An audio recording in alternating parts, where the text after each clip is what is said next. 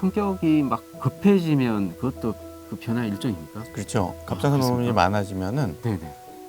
좀 더 예민해지기 때문에 아. 아주 작은 일에도 짜증을 잘 내고 네네. 좀 급하게 되고 네. 그런 변화가 올 수가 있습니다. 아, 제가 홍 기자한테 짜증 많이 내는데 그것도 호르몬 영향입니까? 그럴 수도 있겠네요. 아, 네.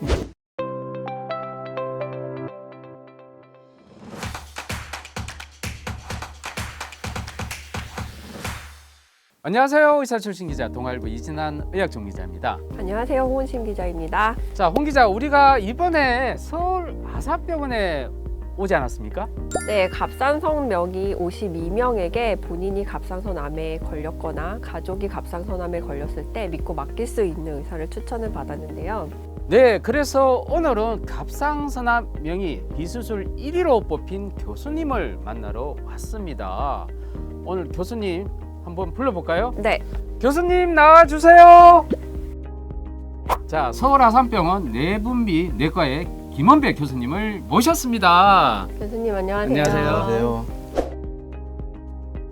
자, 우리 김원배 교수님은 그동안 갑상선암 치료 근간을 만드는 일도 하시고 갑상선 치료의 최고 권위자로 인정받고 있어서 당연히 나온 결과라고 생각합니다. 교수님, 흔히 갑상선암을 여성암이라고 하는데 남성보다 여성에게 발병률이 더 높은 이유가 있을까요? 보통 갑상선암의 발병률을 보면은 남자에서보다 여자에서 한 3배에서 5배 정도로 많은 걸로 알려져 있거든요. 근데 정확하게 그 기전에 대해서는 잘 알려져 있질 않습니다. 근데 제가 개인적으로 생각하고 있는 것은 암이 생기면은 거기 항암 면역 반응이 인체 내에서 일어나게 되는데 남자하고 여자 간에 그런 암에 대한 면역 반응의 차이 때문에 생기지 않나 이렇게 생각을 하고 있습니다. 그게 무슨 말이냐면 그 여성들은 대개 임신과 출산이라는 과정을 겪기 때문에 몸에서 다른 조직이 들어왔을 때 면역 반응을 약간 무디게 하는 그런 관용이 약간 발달이 되게 되는데요. 따라서 암이 생겼을 때도 마찬가지 현상이 있기 때문에 면역 세포들이 그것을 빨리 제거하게 되는데 그런 것들이 남자에서보다는 여자에서 약간 무딜 가능성이 있죠.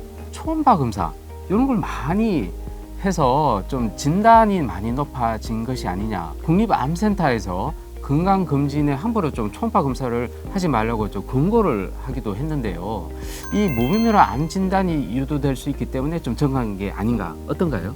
어떤 면에서는 맞기도 하고 또 다른 면에서는 틀리기도 한 말인데요. 근데 이제 작은 갑상선암은 굉장히 흔한데 초음파를 하게 되면은 보통 성인의 그 5% 정도에서 암이 있게 되거든요. 네.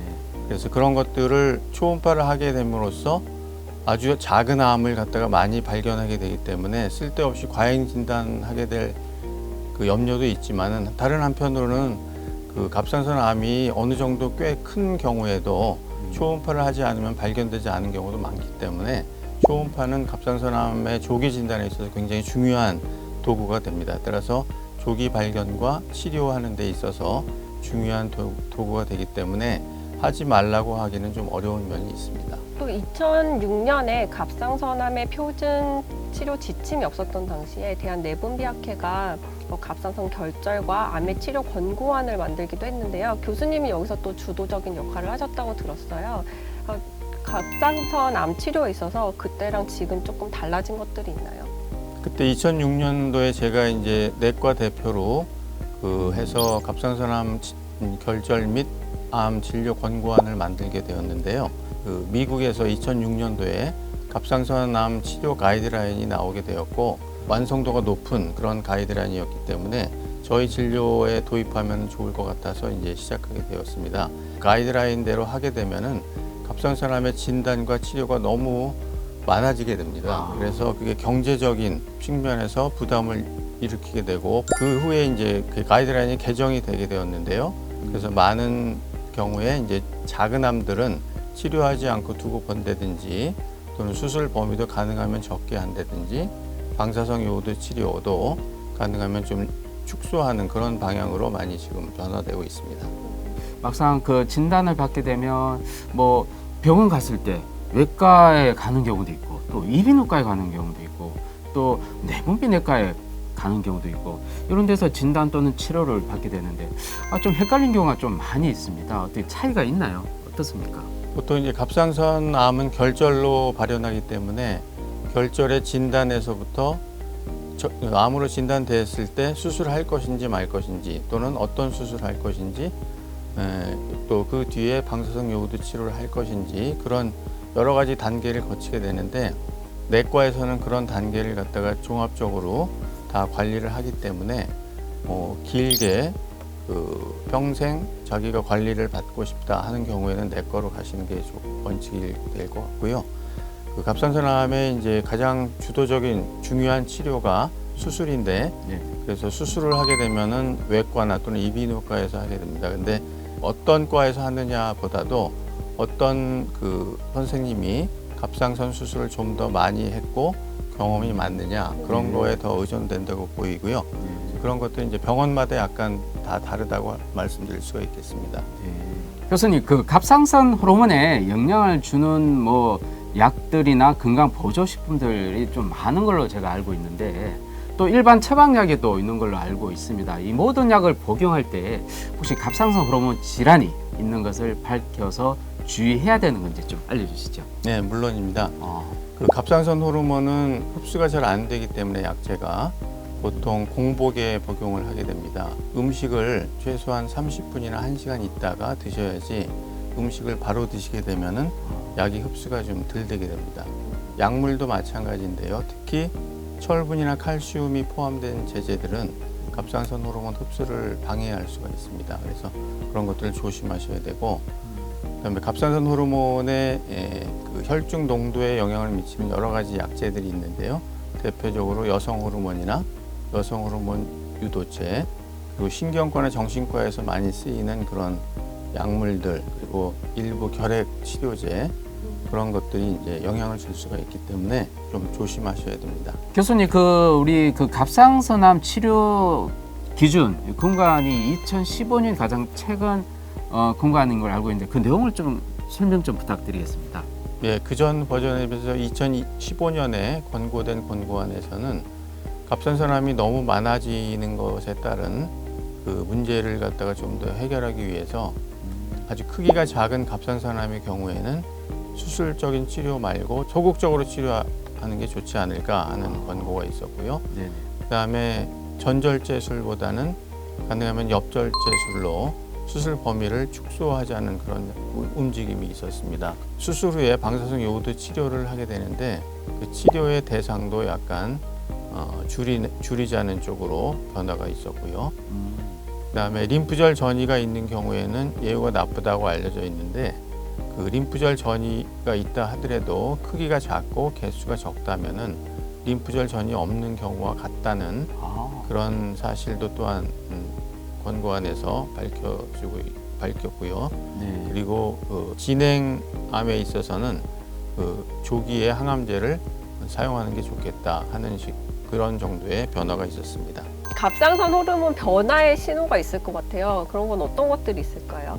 갑상선 호르몬이 너무 많아지게 되면은 칼로리가 소모가 되면서 그게 열이 많이 생기기 때문에 네네. 더위를 쉽게 느끼고 네네. 신경이 예민해지고 심박수가 빨라지고 체중도 쉽게 빠지게 되고 그런 그 변화들이 나타나게 됩니다.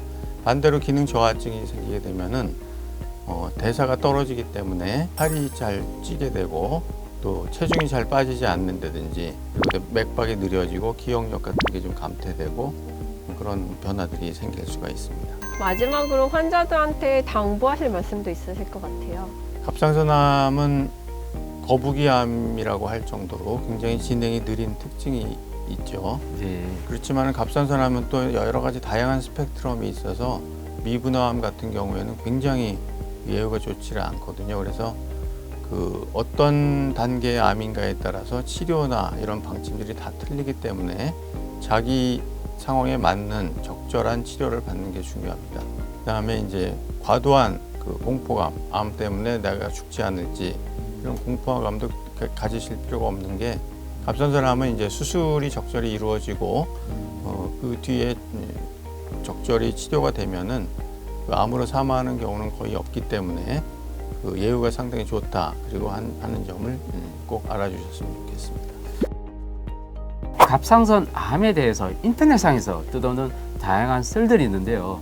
그것이 무엇이 오해이고 무엇이 진실인지 알아보는 갑상선암 오해와 진실을 간단히 준비를 해봤습니다. 첫 번째 질문 들어갑니다. 자, 미역을 많이 먹으면 갑상선 호르몬에 영향을 준다. 주면 O, 맞으면 X. 한번 올려주시면 되겠습니다. 하나, 둘, 셋. 아, X군요. 왜 네. 그런가요? 기존에 하시모토 갑상선 염과 같은 기저 질환이 있으면은 네네. 미역을 많이 먹게 되면은 요오드 섭취가 많아져서 그것이 갑상선 기능 저하증을 유발할 수가 있는데요. 네네. 그렇지 않은 일반인의 경우에는 아, 요오드를 많이 먹더라도 네. 갑상선 기능에 큰 영향이 없습니다. 네, 두 번째 질문할게요. 방사능에 자주 노출이 되면 갑상선암에 잘 걸린다. 하나, 둘, 셋. 아, 역시 걸리는군요. 그 갑상선암의 발생에 있어서 방사능이 네. 굉장히 중요한 역할을 한다는 것은 잘 알려져 있는데 네네. 그 과거에 이제 그 원자폭탄 피폭자들이 갑상선암이 많이 생기고 그다음에 원자력 발전소 사고, 노출 사고 주변에 또 갑상선암이 많이 생긴 걸로 알려져 있습니다. 그리고 특히 이런 것들은 소화에서 노출됐을 때 현저한 걸로 되어 있고요. 네네. 그 소화의 경우에 뭐 두경부 암의 치료나 그다음에 혈액암 치료 같은 걸 위해서 두경부에 갑상선 그 방사선 조사를 하는 경우에 네네. 갑상선암이 많아지는 걸로 알려져 있습니다. 네. 네. 알겠습니다. 자, 세 번째 질문 들어갑니다. 갑상선 호르몬 질환이 있으면 갑상선암, 유방암에도 잘 걸린다. 하나, 둘, 셋. 아, 아니군요. 그 갑상선 기능 항진증이나 저하증이 있는 경우에는 그런 환자들이 병원에 가게 되고 네네. 그럼 병원에 가게 되면 여러 가지 검사를 많이 하게 되잖아요. 네네. 그래서 그런 과정에서 갑상선암이 더 진단이 잘 되는 것이지 아, 더 많이 생기는 것은 아닙니다. 그리고 유방암의 경우에도 갑상선암이 여자에 많고 중년에 많기 때문에 네네. 그런 환자들한테는 또 유방암도 많이 생기거든요. 네. 그래서 그러한 연관이 되는 것이지 네네. 갑상선암이 많기 때문에 유방암이 생기는 것은 아닙니다. 네. 네, 다음 질문할게요. 갑상선암은 유전이다. O인가요, X인가요? 하나, 둘, 셋. X. 갑상선암이 가족성으로 생기는 경우가 한 네네. 5% 정도에서 있는 걸로 알려져 있습니다. 네. 하지만 대부분의 경우에는 그런 거하고는 별 상관이 없고요. 네. 그다음에 한 가족에서 이제 갑상선암이 병발하는 경우가 많은 걸로 알려져 있는데 네네. 그런 것들은 물론 유전적인 감수성도 영향을 주지만은 환경적인 요인도 같이 작용을 하기 때문에 유전적으로 발생하는 암은 아닌 것으로 이제 이해를 하시면 될 것 같습니다. 갑상선암 환자들이 더 오래 산다. 교수님이 한번 경을 한번 되새김질하면서 한번 알려주십시오. 하나, 둘, 셋.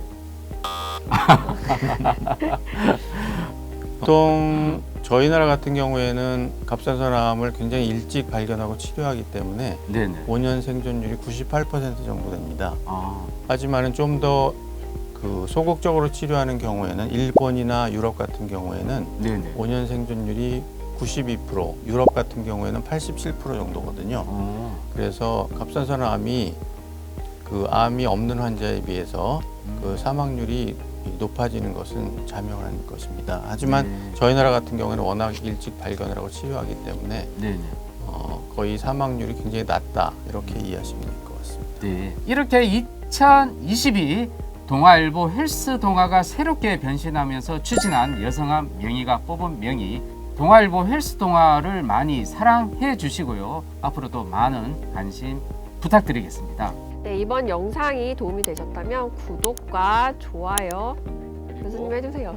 알람 설정까지 눌러주세요. 네, 고맙습니다. 와.